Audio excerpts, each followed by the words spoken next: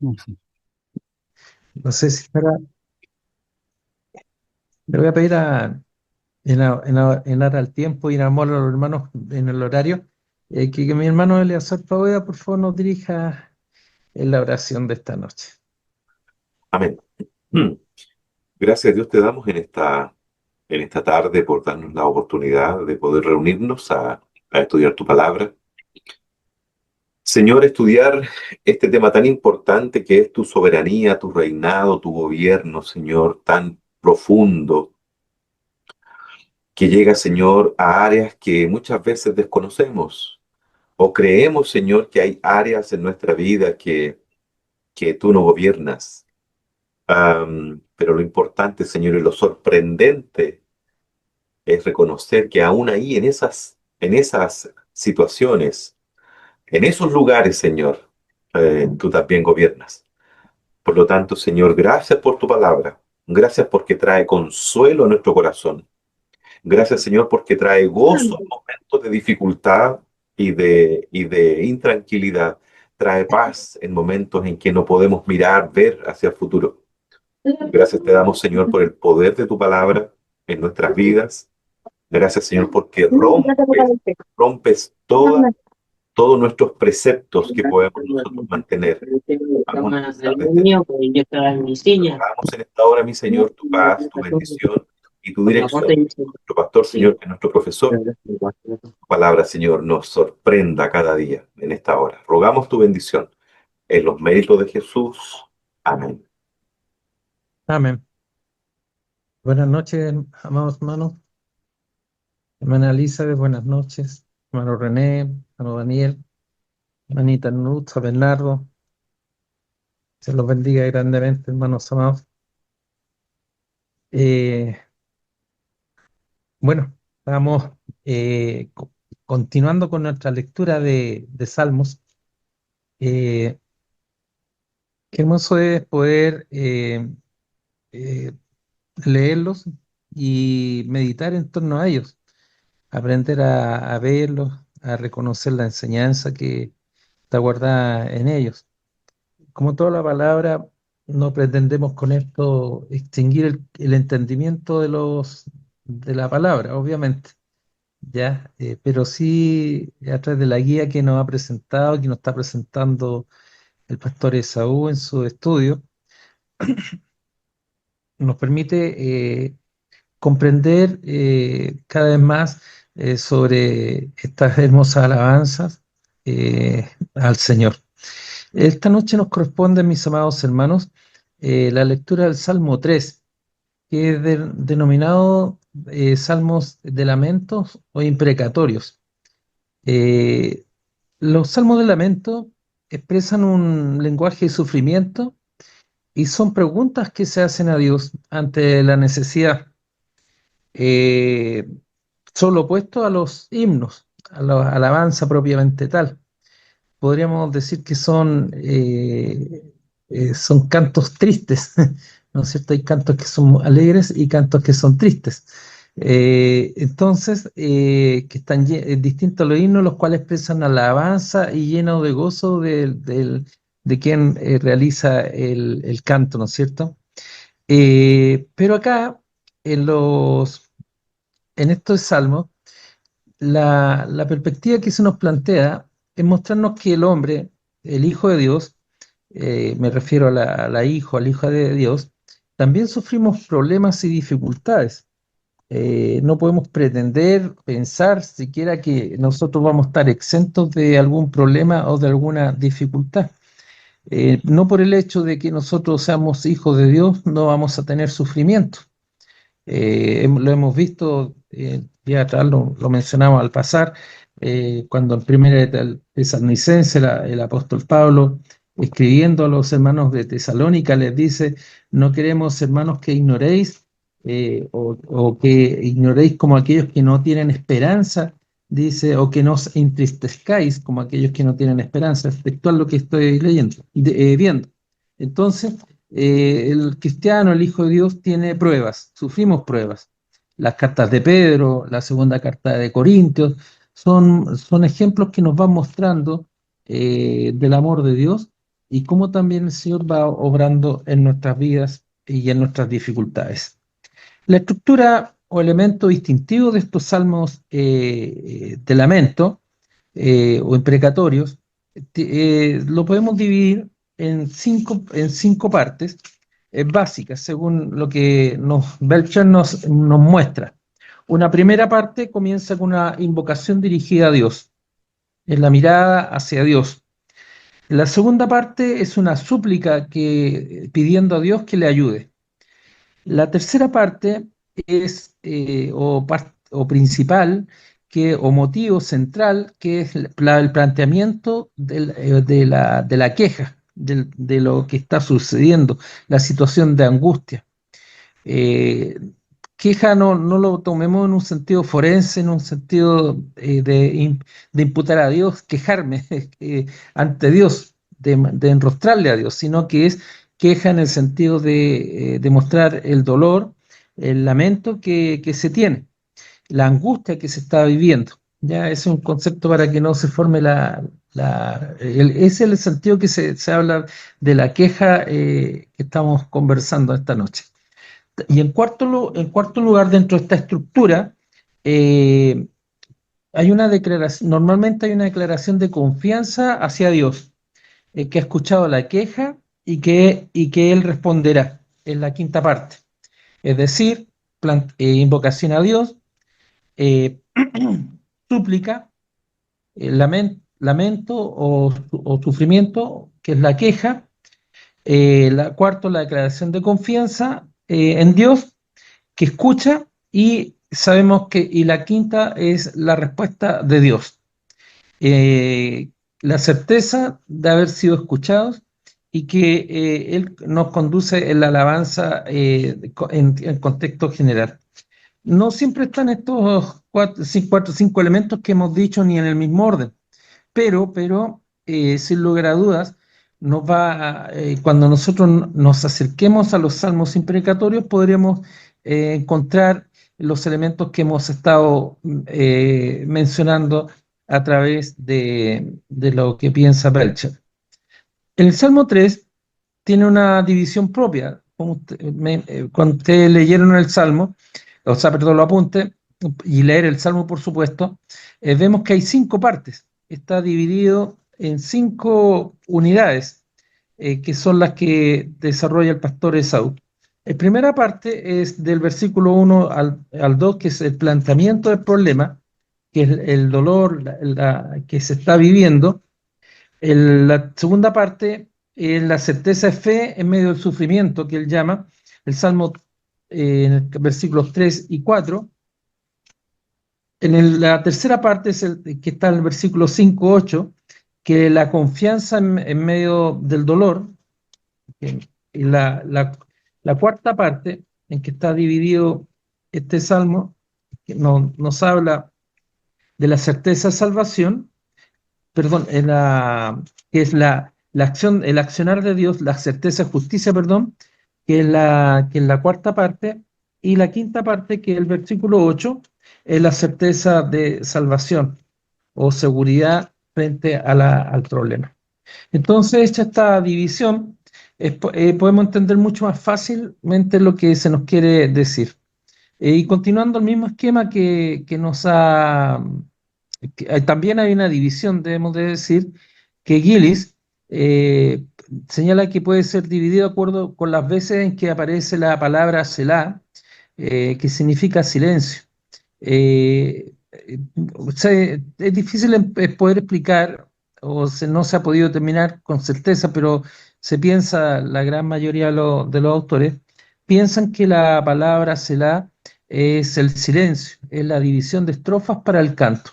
En los cantos hay los que saben de partituras, hay marcas que en el pentagrama, que marcan el silencio. Son momentos de parar, de detener, para tomar ingresar con más fuerza, o es el tiempo de meditación también se ha considerado.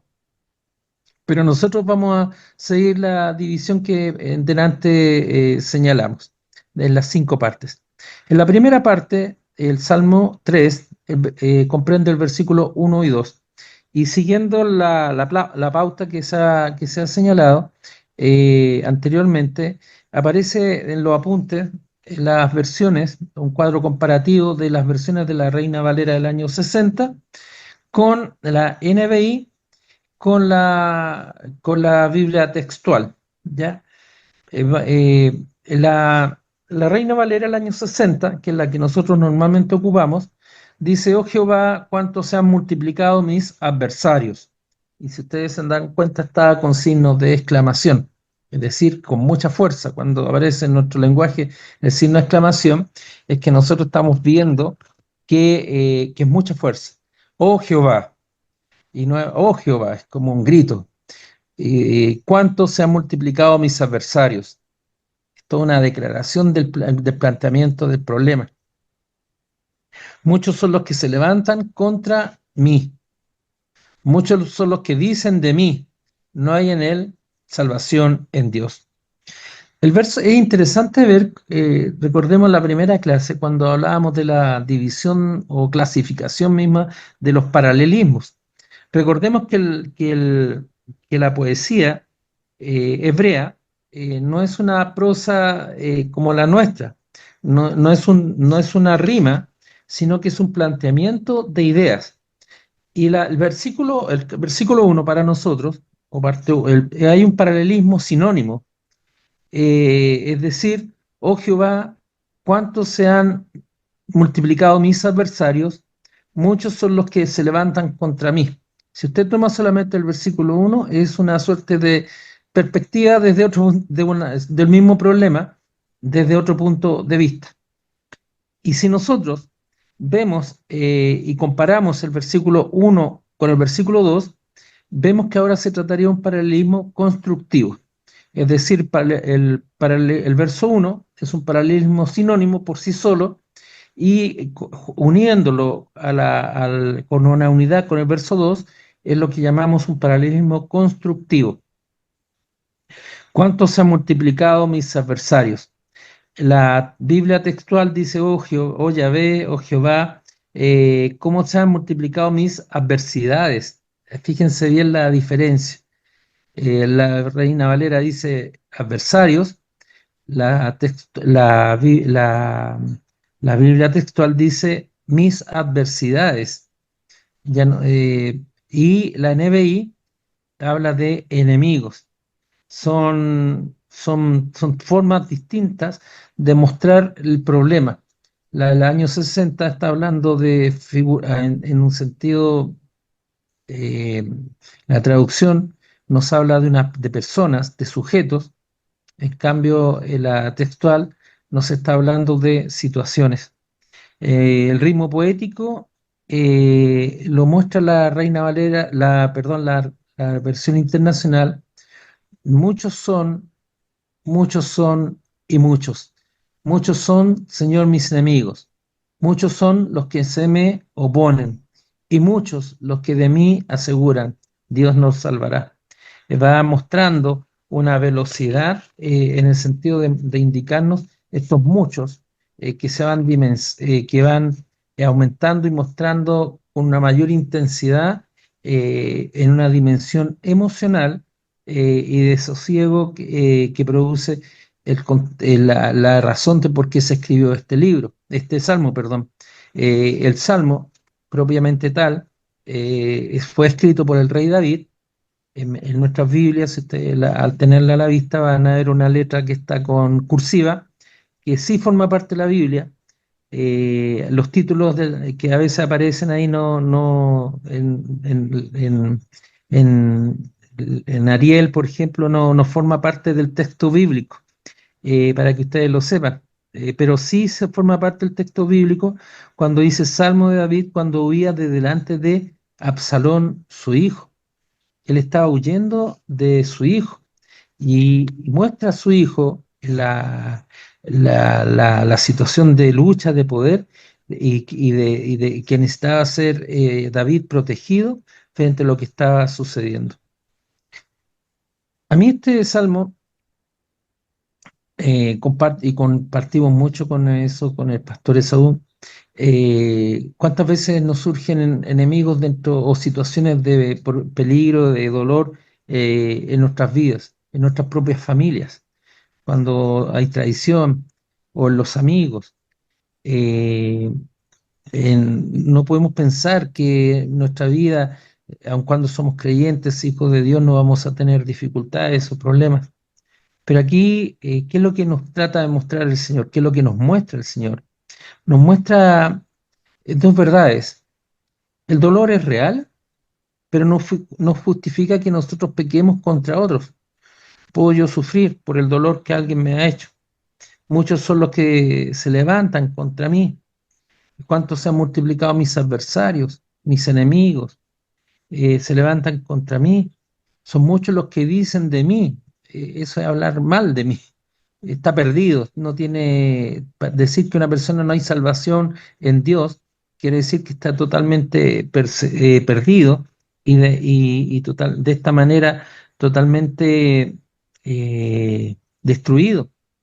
No, como decimos nosotros en chileno, no hay esperanza en él. No le podemos poner ficha.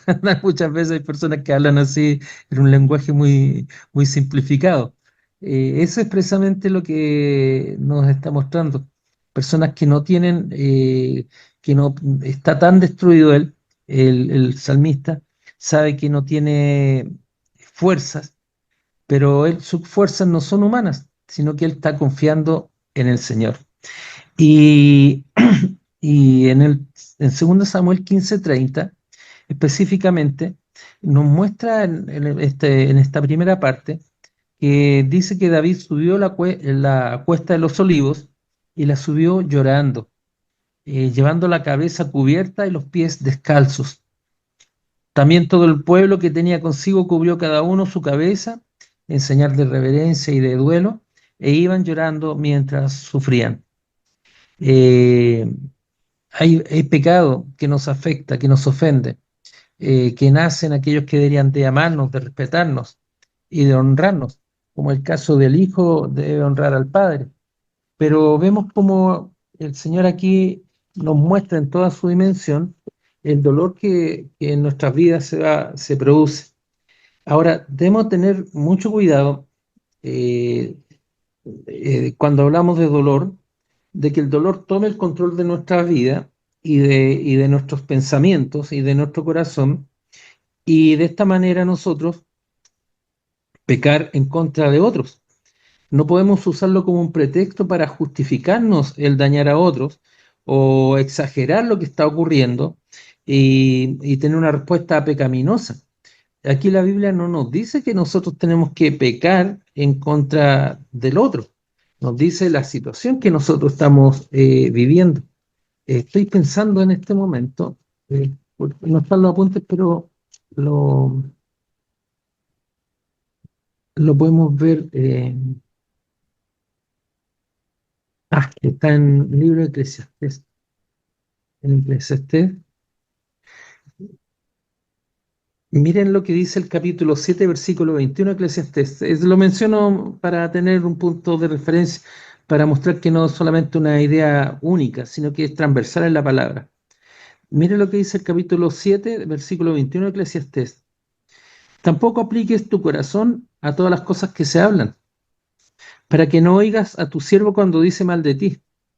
No te dejes llevar por el impulso, por lo que estás escuchando, que tu corazón no se contamine. Porque tu corazón sabe que tú también dijiste mal de otros muchas veces. Eclesiastés, no dejes que tu corazón o tus emociones, o tu rabia, llamemos tu enojo, eh, llene tu corazón y te confunda. Entonces, volviendo al Salmo, vemos como aquí está mostrando en toda su magnitud el dolor emocional que está teniendo David. Para nosotros es la muestra de que nosotros podemos pensar que pese al dolor, pese al sufrimiento, usted y yo tenemos a Cristo en nuestro corazón, que es el que nos sostiene, que nos sana nuestras heridas, el que que en su gracia nos va a sostener, como lo veremos un poquito más adelante. También dice, el dolor no puede robarnos nuestra salvación, dice el pastor Esaú. Eh, ¿Qué quiere decir esto? No hay para él salvación en Dios. Como diciendo que la salvación va y viene. La NBI traduce Dios no lo salvará. Eh, Aquí en la textual nos muestra que el texto, cuando se habla de Dios en este pasaje, está hablando la palabra, está usando la palabra Elohim, el Dios verdadero. Eh, es el Dios sobrenatural que originó y gobierna sobre el universo. Es ese Dios poderoso el que está frente, al cual se está invocando frente a aquellos los adversarios, y Dios no lo ha abandonado. Dios está con su Hijo. Entonces, nuevamente, la Escritura nos muestra que los no creyentes y los adversarios de la fe intentarán por todos los medios mostrarnos demostrarnos, sin fundamento en la Escritura, la desgracia del creyente. Miren, siendo creyente, lo que le pasa. Siendo creyente, miren lo que vive. Y en medio del dolor, se está viendo la traición que podría tener la tentación de dudar en las promesas del Señor. Y de esta manera, tantas veces el enemigo está diciéndonos no hay salvación en Dios, podría menguar nuestra esperanza. Eh, entonces, muchas veces incluso el pastor usa un aforismo mexicano, un dicho mexicano: yo no veo lo duro, sino lo tupido. Nosotros tenemos algo más simple. No hay viene uno tras otro, no viene una desgracia, no viene en sola, decimos nosotros. Y pareciera que a veces pasa eso. Parece que se va cumpliendo una tras otra, tras otra, y parece que nunca podemos salir. Esto nos aturden, nos desaniman y nos ponen a dudar. Pero aquí el salmista dice todo lo contrario, nos está mostrando que debemos de confiar en el Señor. Esto nos da el paso a la segunda parte del Salmo, que es el versículo 3 y 4. Mas tú, Jehová, eres escudo alrededor de mí, mi gloria y el que levanta mi cabeza. Con mi voz clamé a Jehová, y él me respondió desde su monte santo, Selah. O sea, aquí eh, nuevamente el paralelo entre la Biblia del año 60, la NBI y la textual. Eh, 60 dice que es lo que hemos leído: mas tú, Jehová, eres escudo alrededor de mí. La NBI y la Septuaginta dicen pero tú, más se traduce pero tú, Señor, me rodeas cual escudo, tú eres mi gloria, tú mantienes en alto mi cabeza. La textual dice: eres escudo alrededor de mí, mi gloria, y el que me hace levantar mi cabeza. Entonces, en el versículo 3, vemos que aquí el versículo 3 por sí solo es un paralelismo, se utiliza emblemático, es decir, una idea concreta y una idea simbólica o figurada que construye un argumento que se va a elaborar. Tú, Jehová, eres escudo alrededor de mí. Aquí hay una promesa de protección, un escudo. Un soldado ocupa un escudo para protegerse, para mostrar Dios está él defendiendo frente a la adversidad, frente a los enemigos. Y el salmista a continuación habla de la gloria de Dios en él y la dignidad que se debe guardar en medio del horror de la traición, en medio de las pruebas. Aquí hay si se dan cuenta, a mi gloria, ¿quién es mi gloria? Dios. Y me llena de dignidad. La dignidad es estar firme frente a la adversidad. Entonces, el que levanta mi cabeza, levantar la cabeza es mantenerse erguido, mantenerse firme. ¿Por qué? Porque el escudo es precisamente Jehová. Mas tú, Jehová, pero tú, Jehová, eres escudo alrededor de mí. El salmista podría haber dicho: mas tú eres escudo alrededor de mí, pero reafirma en el sujeto Jehová, en Dios, como sujeto de la gracia y de la protección. Mas tú, Jehová. El tú y Jehová parecen redundantes. en un lenguaje directo, pero recordemos que es poesía y es necesario esta reiteración para ensalzar aún mayor el nombre de Dios. Mas tú, Jehová, eres escudo alrededor de mí. Tú eres mi gloria y el que levanta mi cabeza, eres tú, el que me llena de dignidad en los momentos de prueba. Y aquí el pastor Esaú nos lleva a reflexionar en lo que nos dice Génesis 15:1, cuando Dios en su promesa a Abraham le dice lo siguiente: después de estas cosas vino la palabra de Jehová a Abraham en visión diciendo, no temas, Abraham, yo soy tu escudo. Qué interesante. Y tu galardón será sobremanera grande. Aquí hay una conexión teológica, un tema transversal. Nuevamente lo menciono porque es interesante cuando ustedes en hermenéutica se estudian mucho los temas, no, bueno, no en todos los cursos, pero es bueno, se estudia en los cursos de hermenéutica lo que se llaman los temas transversales. Son ideas concretas o ideas teológicas que surgen en un pasaje y que después son mencionados en otro, o que se desarrollan dentro de otro pasaje. Eh, entonces, se llaman temas transversales que atraviesan la Biblia, que la van van moldeando el pensamiento y el entendimiento de la enseñanza. Y en esta conexión teológica vemos también cómo que de Abraham es la promesa inicial: en la simiente de la mujer aplastará la cabeza de la serpiente. Y luego en el Génesis 15 agrega el concepto de la familia y la promesa, que es de que en la simiente de Abraham serán benditas todas las familias de la tierra. Dios jura en medio de la hornilla y la antorcha pasando en medio de los animales partidos en el sacrificio de Isaac, cómo van a ser cumplida esta bendición de todas las naciones.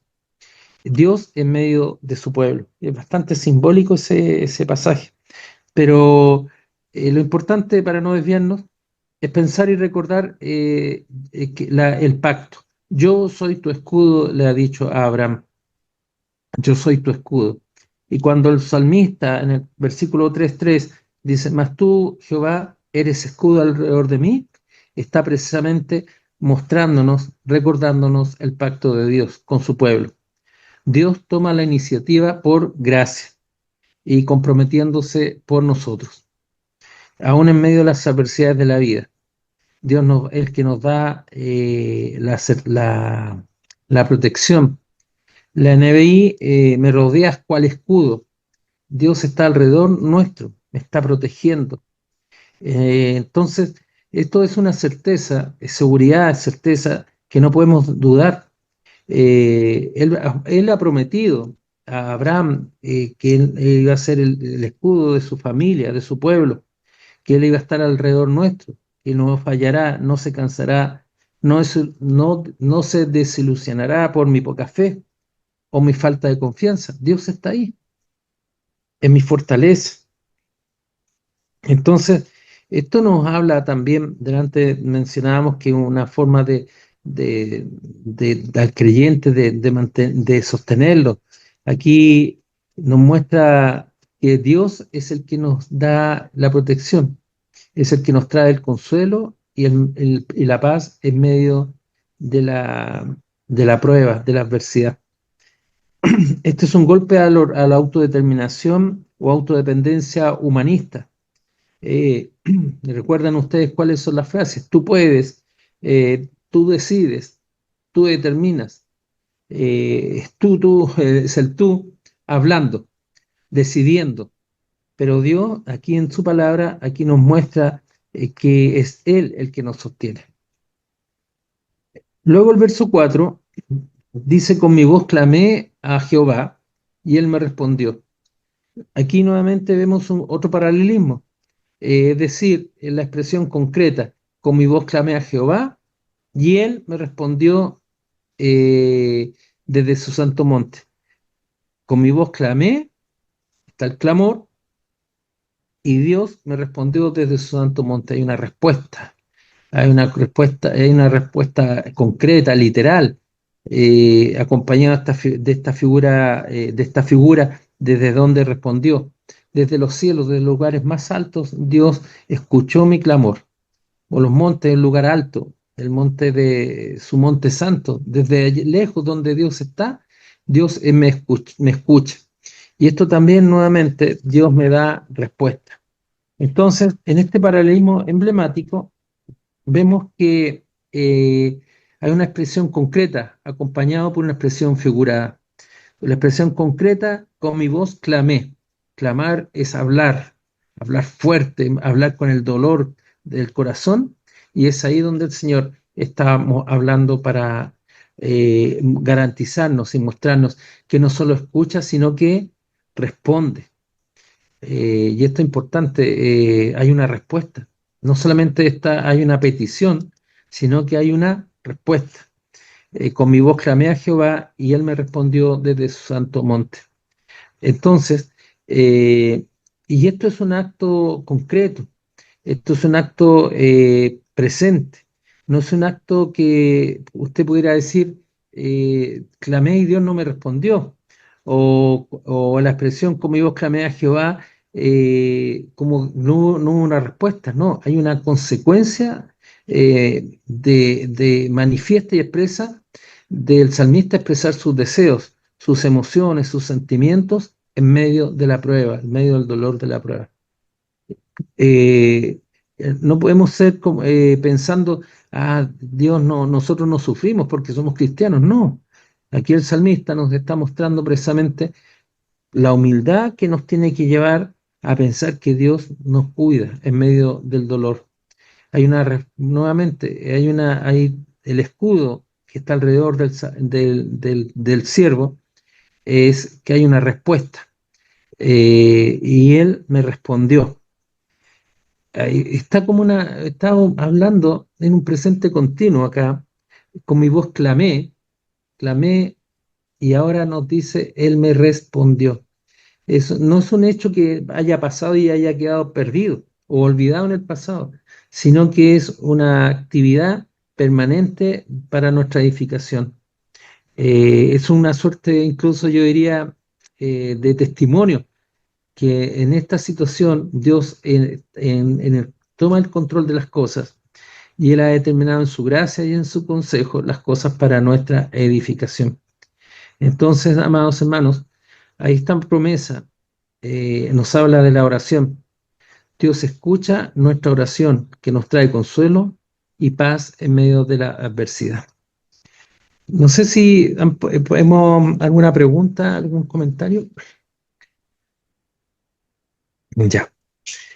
La tercera parte eh, de este salmo es en la vida de confianza en medio del dolor. Nos está hablando nuestro pastor Esaú. Y esto nos está mostrando del versículo 5 al 8 hace una distinción, una tercera división, considerando, si nosotros viéramos la división de Shelah, en la cual delante mencionábamos, en la cual podíamos, Gillis señala la división en cuanto al Shelah. El tercer Shelah estaría dado, vimos el segundo, ahora viene otra parte. Pero nosotros estamos siguiendo otro esquema de división de los versículos y vemos que el versículo capítulo 3, el versículo 3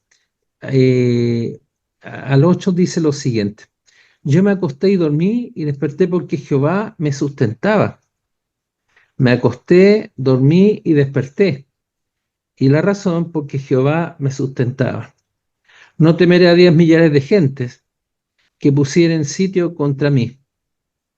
Levántate, Jehová, sálvame, Dios mío, porque tú heriste a todos mis enemigos en la mejilla, los dientes de los perversos quebrantaste. La salvación es de Jehová, sobre tu pueblo sea tu bendición. Aquí el salmista nos presenta un caso presenta su caso, situación al Dios vivo. Su fe se afianza en las promesas de Dios que han sido dadas.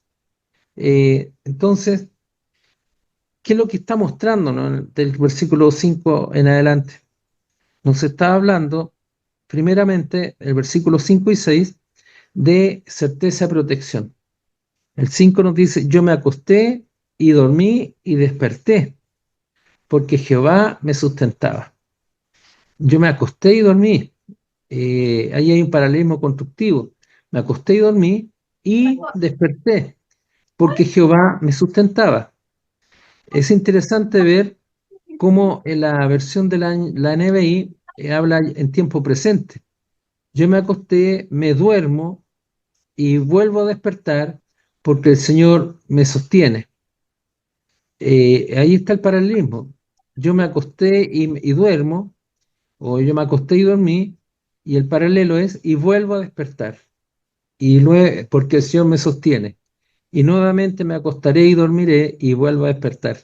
Entonces, vemos como Matthew Henry, en su comentario bíblico, dice, aquí parece referirse a la maravillosa calma y seguridad del ánimo de David en medio de sus peligros, al haber encomendado en oración su persona y su causa a Dios, y al estar seguro de su protección, su corazón estaba tranquilo y en paz. Esta es la certeza de protección que está anclada. Él presenta su caso ante el rey, ante el Señor, y recibe y sabe que Dios ha prometido. Y esto nos genera una vida consciente, bajo el cuidado del protector de nuestro rey a nuestro favor. Entonces, precisamente el salmista nos habla como los niños, con el cuidado que un niño tiene en su padre. Él nos sostiene. No hay nada que nosotros podamos pensar que el Señor nos va a abandonar. Sostener significa mantener, apoyar, ocasionar un estado para continuar focalizado en lo que es necesario para permanecer en el cuidado del Señor. Son estas cosas tan sutiles que nos muestra que Él nos soporta, nos cuida, nos protege, nos mantiene, o sencillas como el acostarse, dormir y despertar. Eh, Eso nos habla del poder del Señor, porque cuando nosotros nos acostamos, dormimos y despertamos, estamos desconectados de lo que está ocurriendo. Y recordemos que el contexto en el cual se ha escrito el libro de este Salmo, perdón, dice que cuando David huía de delante de Absalón, su hijo, que quería matarlo. Entonces, Dios nos está cuidando en todo momento. Y aquí el verbo mismo está usado en pasado. Dios ha decidido ya para nosotros en la eternidad sostenernos. No es algo que Dios haya... eh, voy a adelantar un poquito, el punto no está mencionado aquí, pero es la idea. La salvación no es un tema improvisado. Dios no improvisó la salvación, Dios no fue sorprendido cuando el Señor murió. Dios no fue sorprendido en la salvación. ¿Qué voy a hacer ahora? No armó en el camino la salvación, como muchas personas piensan o incluso lo mencionan, como que Dios fue pillado en la marcha de lo que había ocurrido. No, Dios desde la eternidad había preordenado el sacrificio de Cristo, la salvación que nos pertenece. Entonces, eh, nosotros vemos, para reafirmar un poquito, en Hechos 2:23, para que lo noten, dice, eh, hablando sobre Jesús Nazareno, Pedro, le dicen en Hechos 2:23, a Jesús, entregado por el determinado consejo y anticipado conocimiento de Dios, prendisteis y matasteis por mano de inicuos, crucificándole. Entonces, aquí tenemos que Dios está reafirmando que la salvación no es algo que haya surgido de improviso, no es que Dios haya sido sorprendido con lo que está ocurriendo, sino que aquí el salmista nos está mostrando que Dios mismo es el que nos sustenta en todo momento. y ya descansando, y nos llama que en el descanso y con la mente clara, después de una noche en paz, puedo declarar que no temeré a 10 millares de gentes que pusieren sitio contra mí. Sabemos que el dormir es necesario y sobre todo dormir en paz. Vivimos en una sociedad que no duerme en paz, que necesitamos de terapias, que necesitamos de pastillas, de agüitas para poder dormir, que estamos angustiados. Pero aquí, miren qué interesante es poder reflexionar como cristianos. Yo me acosté y dormí y desperté porque Jehová me sustentaba. Tener esa seguridad de lo que haya, no importa cuánto estén en contra mí, ese es un dato irrelevante. No importa cuáles sean las adversidades que me están aflorando, es un dato irrelevante, porque por muy intimidantes, por muy fuertes, poderosos o numerosos, quien está alrededor de mí, quien cuida mi sueño, quien cuida mi dormir y mi despertar, es Dios todopoderoso, invencible. Entonces, este pensamiento es hermoso tenerlo muy presente cuando al acostarnos, al levantarnos, al enfrentar los problemas. Me puedo decir, ¿quién más podrá decir que el Hijo de Dios, que pueda acostarme, dormir y levantarme y estar rodeado y sitiado por un ejército de millares? No temo ello. Descanso en el Señor. ¿Por qué? Porque Jehová me sostiene. Esa es la confianza con la que vive quien tiene la certeza de protección del Dios vivo y verdadero. Yo me acosté y dormí y desperté porque Jehová me sustentaba. Luego, en el versículo 7, hay lo que el pastor Esaú nos llama la certeza de justicia. La Biblia NBI señala una métrica y un ritmo que no puede verse en español al traducir literalmente el verso.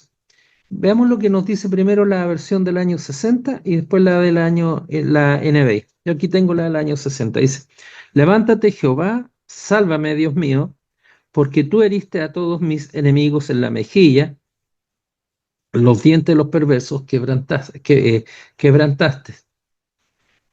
Y la NBI lo traduce así, levántate Señor, ponme a salvo Dios mío, rómpele las quijadas a mis adversarios, rómpele los dientes a los malvados. Eh, es fuerte, es mucha intensidad y mucha fuerza en eso. Eh, pero ¿cómo poder pensar que lo que está diciendo el salmista? Ahora el salmista ya no está clamando protección, ahora está clamando justicia. Eh, ¿Cuántas veces reflexiona el pastor Esaú, has sido traicionado y no has deseado que la ira de Dios caiga sobre ellos? El Señor toma nuestro sufrimiento, toma nuestro dolor, pero nos dice que Él es el que hace justicia, nos dice el apóstol Pablo. Pero aquí está el fundamento. Eh, Vemos el salmista pidiendo justicia, demandando literalmente que los huesos de los enemigos sean quebrados y los dientes trozados. Ahí no hay sutileza, no hay recato. Tú heriste y quebraste los huesos. Es un tiempo perfecto que se relaciona tanto con la experiencia del pasado como la confianza en la salvación que vendrá. Es tan cierta esta esperanza que el autor puede expresarse como si ya hubiera sucedido, porque tú heriste en el pasado todos mis enemigos en la mejilla, los golpeaste en el rostro y los dientes de los perversos quebrantaste. Él está viviendo la situación, pero las muestra como si ya se hubiera vivido. Entonces, ¿por qué? Porque Dios es un Dios de justicia y cada día que vivo confiando en la justicia de Dios. Y los cristianos confiamos en la justicia de Cristo, que fue imputada y asignada a mí. O sea, mis pecados Dios los tomó. Cristo los tomó sobre sí, mis pecados, y me fue dada la salvación. Y ahí no hay premio, no hay mérito, perdón. No es por mis obras, no es por mis méritos, sino que solamente los méritos de mi Salvador, mi Señor Jesucristo. Entonces, aquí está hablando de la certeza que permite al creyente vivir sin culpa, sin remordimiento o cargas emocionales pendientes, ya que podemos expresarlo a Dios y Él se hará cargo, Él se va a hacer cargo. Volvemos a la idea, no significa que los cristianos no tengamos sufrimiento, no nos traicionen, no nos defrauden, no nos roben. Nos pasa igual que a todos los demás. La diferencia es la certeza de justicia que usted y yo podemos tener en la obra de Cristo en la cruz a nuestro favor. La mirada es distinta. La mirada no es en mis fuerzas como yo voy a salir adelante, no. Es Dios el que me está sosteniendo. Es Dios que se levanta. Ahí hay el levantarle significa que haya, que accione, pero el salmista entrega todo a las manos del Señor. No es Él el que va a tomar la justicia, no es Él el que va a romper los dientes, no es Él el salmista el que va a golpear la mejilla, sino que es el Señor Jesús. O sea, perdón, es Dios el que va a obrar en justicia. Eh, recuerdo en Mateo la enseñanza del Señor Jesucristo. Se os ha dicho ojo por ojo, diente por diente, más yo os digo. ¿Se acuerdan del perdón al enemigo? Aquí está la explicación, el fundamento, el tema transversal nuevamente en el antiguo veterotestamentario, en el Antiguo Testamento. Eh, ¿Por qué el Señor Jesús nos invita a amar al enemigo? ¿Por qué el Señor Jesucristo nos dice si te golpean en la mejilla por la otra? Porque entrega en el Padre la confianza. El Cristo no tomó sobre sí y dijo, ustedes me las van a pagar todas. No, es Dios el que toma la justicia. Es Cristo el que la hace. Por eso recordemos que el Señor Jesucristo no vino a rogar, no vino a derogar, no vino a dejar sin efecto la ley, sino a cumplirla. Entonces, aquí vemos como el Señor Jesús se cumple en el Señor Jesucristo esta palabra profética que Él nos enseña. Ahí está el fundamento. Es Dios el que va a hacer la justicia, no nosotros, no el creyente. Vamos ahora al versículo 8, la certeza de salvación. Aquí hay un contraste en el versículo con el verso 2. A saber, dice, muchos son los que dicen de mí, no hay salvación para él. ¿Se recuerdan? Eso es lo que nos dice el verso 2. Pero el versículo 8, en una forma de respuesta, recordemos que es poesía también, que es todo un razonamiento que se fue dando, ahora dice el salmista, en comparación al versículo 2, la salvación de quién es de Jehová. Sobre tu pueblo sea tu bendición. Entonces, recordemos, el versículo 2 nos ha dicho que muchos afirman que no hay salvación, pero después de presentar el caso, recibir las promesas, obtener certezas, el salmista tiene una certeza final y definitiva. Es la respuesta al versículo 2, tan íntimamente conectado al versículo 2 con el versículo 8. El versículo 2, vuelvo a insistir, muchos son los que dicen de mí, no hay para él salvación en Dios. Son ellos los que condenan que no tienen salvación. Pero el salmista aquí nos coloca en la perspectiva de Dios, diciendo que la salvación es de Dios, es de Jehová. No por las afirmaciones de los amigos o los enemigos hay salvación, sino que la salvación es de Jehová. Jehová se ha presentado durante esta argumentación del planteamiento del dolor, del problema, nos va mostrando que Él es el escudo. Me acosté, dormí, desperté en paz y nos permite que a través de la oración podemos reconocer que Él es nuestro escudo y nuestra protección que está alrededor de mí. Por 15 nos explica que la gran palabra de liberación en el Antiguo Testamento puede utilizarse en un sentido temporal que es salvación, y así en un principio aquí como liberación de un peligro físico, de la amenaza a la muerte o la derrota de una acción de guerra. Pero también en el Antiguo Testamento se hace cada vez más profundo hasta asumir de manera progresiva el significado de la liberación del hombre de su más amargo enemigo, su pecado y rebelión contra el Señor.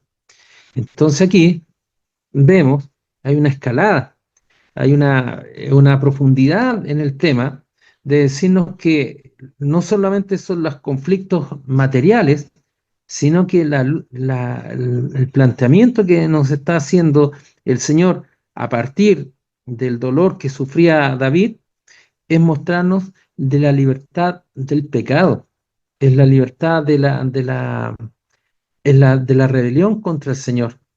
Entonces es Dios el que salva.